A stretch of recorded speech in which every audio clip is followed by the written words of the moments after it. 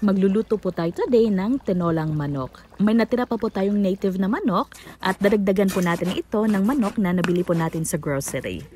Ang atin pong mga rekado ay papaya, malunggay at dahon ng sili, luya, bawang at sibuyas. Gigisahin po muna natin ang ating manok at uunahin po natin sa paggisa ang ating native na manok since mas matigas po ito. At maya-maya ay gisahin na rin po natin ang ating commercial na manok. Titimplahan po natin ng patis at hahayaan po natin ng 10 to 15 minutes hanggang sa lumabas ang sariling katas nito at sasabawan po natin ng tubig.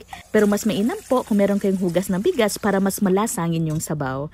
Wala po tayong hugas na bigas ngayon since may bahaw pa po tayo. Pakukuluin po natin ito ng 30 minutes para lumambot po ang ating native na manok. Kung bago lang po kayo sa channel namin, pakiclick po ng subscribe button at pakipindot na rin po ng notification bell para updated po kayo agad kung meron po kaming mga bagong uploads na mga masasarap na niluluto namin.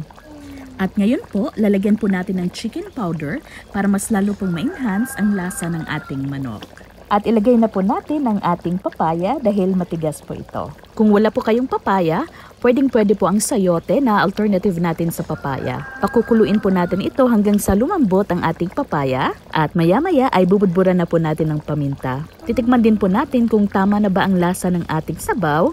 Kung kulang pa po sa alat, pwede po nating dagdagan ng patis o ng asin. Ayan. At ang pinakahuli po ay ang ating dahon ng sili at malunggay. Konting simmer na lang po at luto na po ang ating tinolang manok. Isa po ito sa pinaka-classic na recipe sa ating mga Pinoy. Very nutritious, lalong-lalo na sa mga nagpapagaling sa kanilang mga karamdaman at sa mga bagong panganak at mga breastfeeding moms. So, ayan po, hihigop na po tayo ng sabaw. Kain na po tayo, mga unata!